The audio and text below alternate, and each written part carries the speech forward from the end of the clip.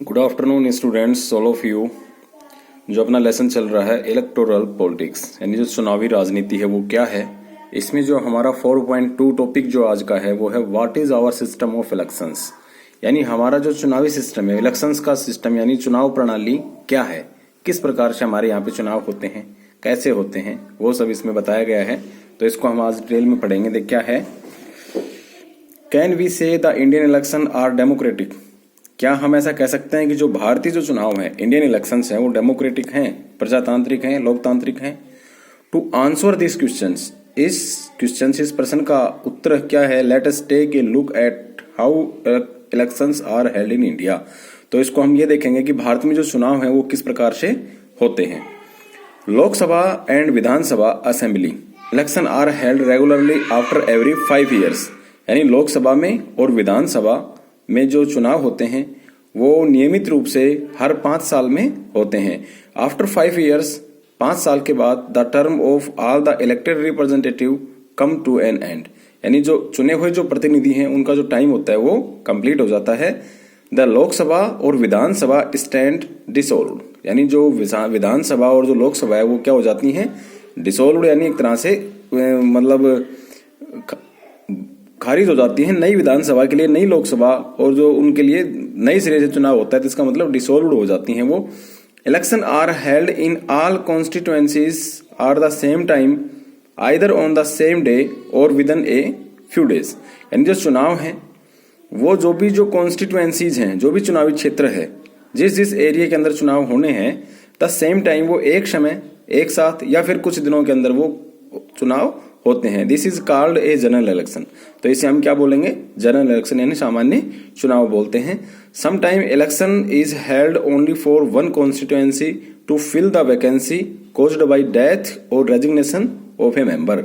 कई बार जो चुनाव जो होता है, समटाइम्स यानी कभी कभार, जैसे भाई कोई चुनाव होता है तो वो किसी एक कॉन्स्टिट्यूएंसी में अलग से, जैसे अपना होता है कि भाई एग्जाम्पल के तौर के ऊपर कोई भी कॉन्स्टिट्यूएंसी ले लो आप किसी भी देश की, चाहे वो लोकसभा से संबंधित है, चाहे वो अपने राज्यों के अंदर जो एमएलए के चुनाव होते हैं विधानसभा से संबंधित है, वो देख लीजिए।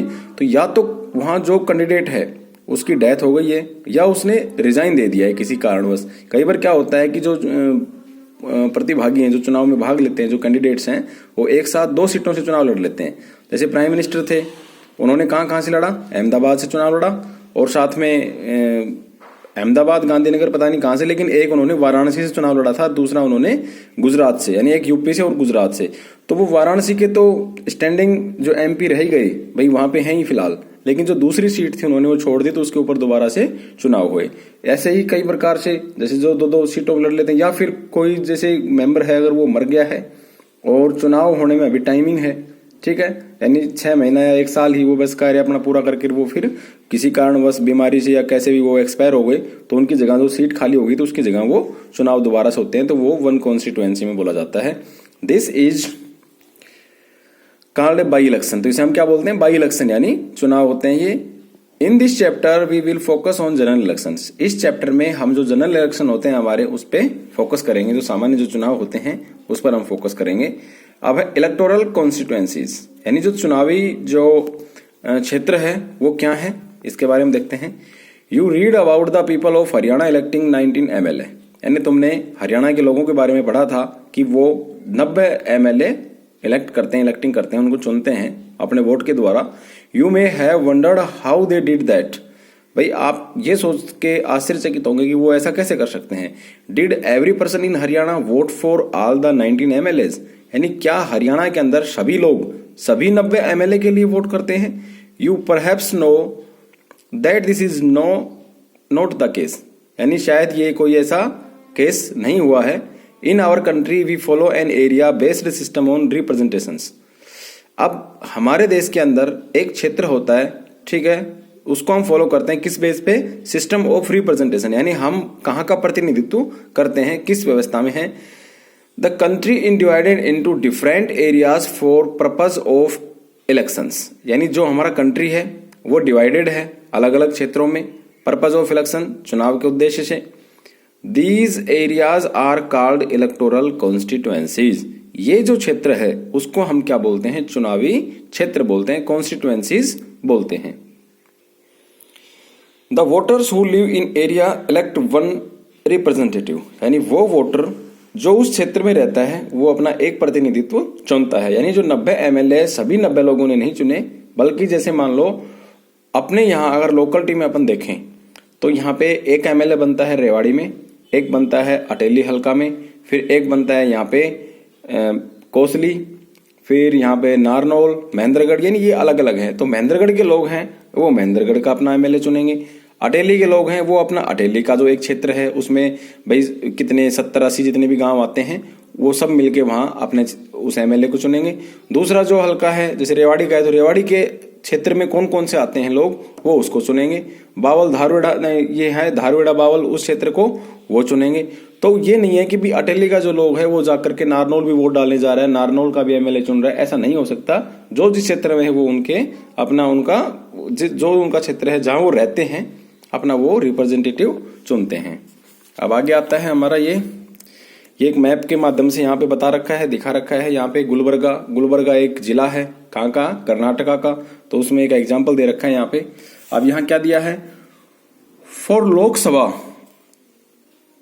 Elections the country divided into 443 constituencies, यानी लोकसभा जो चुनाव होते हैं उसमें जो हमारा देश है वो 543 जो चुनावी क्षेत्र हैं उनमें डिवाइडेड है, बटा हुआ है।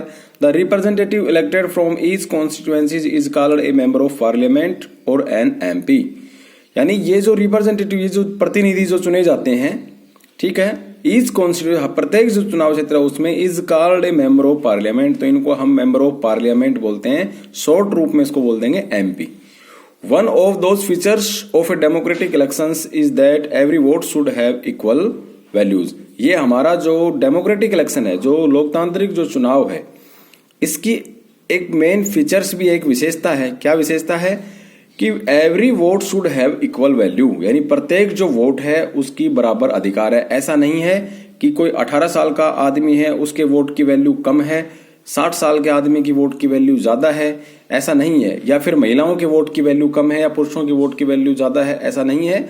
सबको, जो भी आदमी 18 साल से बड़ा हो गया और उसका वोटर लिस्ट में नाम है, उसने अपना अपडेट करा रखा है, तो उसको चुनाव देने, उसको वोट डालने का अधिकार मिल जाता है, राइट टू वोट उसको मिल जाता है।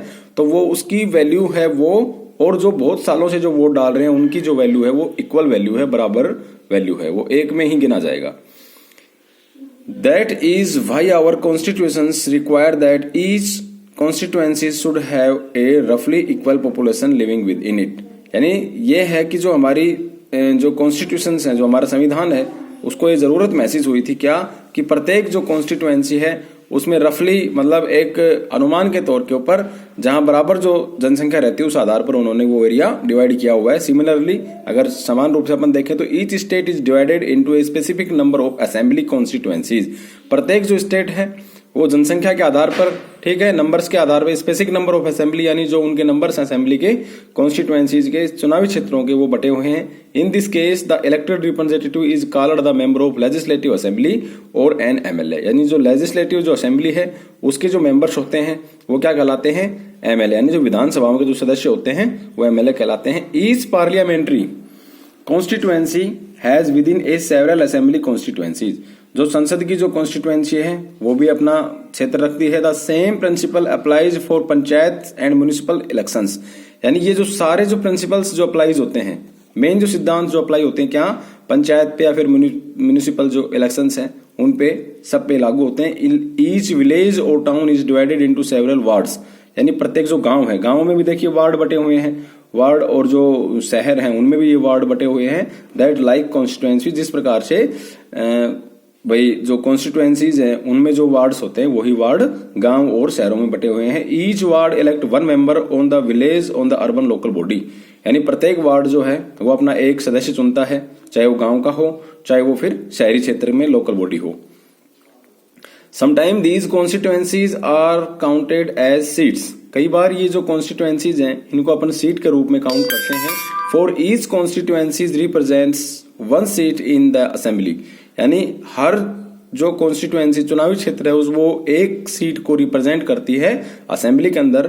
व्हेन वी से दैट लोक दल वोन 60 seats in Haryana It means that candidate of Lokdal won in 60 assembly constituencies in the state and thus Lokdal and 60 MLA in the state assembly. अब इसका मतलब यह है कि भाई जैसे हरियाणा का यहाँ एग्जाम्पल दिया हमने शुरू में पढ़ा था लोकदल का, और उसमें क्या था, देवीलाल का जो एग्जाम्पल पढ़ा था उसमें यह है कि जो लोकदल है, ठीक है, उन्होंने 60 सीट जीती थी कहां पे, हरियाणा में। इसका मतलब यह है कि जो कैंडिडेट है कहां, लोकदल के जो कैंडिडेट हैं जो जीत करके आए हैं 60 असेंबली कॉन्स्टिट्यूएंसीज के अंदर, एक राज्य के अंदर जो Lok Dal had 60 MLA in the state assembly. तो इसका मतलब यह है कि जो लोकदल है उसके पास 60 एमएलए हैं, क्या यानी उन्होंने 60 सीट जीती हैं। इसका मतलब क्या हो गया कि लोकदल के कितने एमएलए चुन के आए हैं, 60 एमएलए चुन के आए हैं स्टेट असेंबली, यानी जो राज्य का जो चुनाव है असेंबली का, उसके राज्य का जो विधानसभा जो चुनाव है उसके अंदर उसके 60 एमएलए हो गए। 60 एमएलए का मतलब 60 सीटें उन्होंने जीत ली है। तो ये जो हमारा सिस्टम था कि what is our system of election, किस प्रकार की चुनाव प्रणाली है हमारे देश में, वो हमने पढ़ी है। इलेक्टोरल कॉन्स्टिट्यूएंसी जो है, ठीक है, चुनावी प्रांत या चुनावी क्षेत्र जो भी है उसके बारे में हमने पढ़ा है। फिर इसके बाद ये बताया गया है यहाँ पे कि भाई एक वोट की एक ही वैल्यू होती है, ठीक है, और किस प्रकार से हमारे संविधान ने ये अधिकार दिए हुए हैं। और ये लोकदल का लास्ट में एग्जाम्पल है। इसमें कुछ भी समझ में नहीं आया तो एक बार आप पूछ सकते हैं दोबारा से, और इसको अच्छे से एक बार रिवाइज कीजिए। कल जो हम पढ़ेंगे